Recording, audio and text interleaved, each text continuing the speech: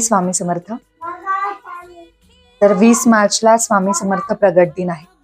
तर ज्यांना 21 दिवसाचं पारायण करायला जमणार नाहीये त्यांनी 11 दिवसाचं पारायण केलं तरीही चालेल.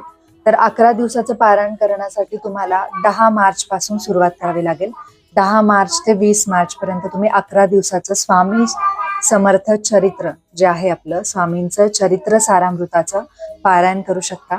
तर जेवढं लवकर उठून तुम्हाला शक्य असेल तेवढा लवकर उठून तुम्ही देवाची पूजा अर्चा स्वामींची पूजा अर्चा करून फुलं हार धूप दीप नैवेद्य दाखवून स्वामींच्या या पारायणाला सुरुवात करू शकता.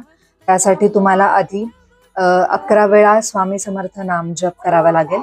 त्यानंतर तुम्ही 11 वेळा तारक मंत्राचं जे पठण आहे ते करू शकता आणि त्यानंतर तुम्ही श्री स्वामी चरित्र सारामृताचं जे पुस्तक आहे आपलं त्याचं पारायण तुम्ही करू शकता.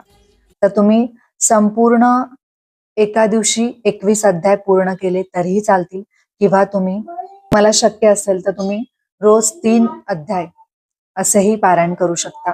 पण शक्यतो स्वामी चरित्र सारामृत हे छोटं पुस्तक आहे आणि 21 अध्याय ही छोटे आहे, त्यामुळे खूप वेळ लागत नाही या पारायणाला. तर तुम्ही रोज 21 जे अध्याय आहेत ते एका दिवशी पूर्ण करण्याचा प्रयत्न करा आणि अशा पद्धतीने तुम्ही 11 दिवसाचं स्वामी चरित्राचं पारायण करू शकता.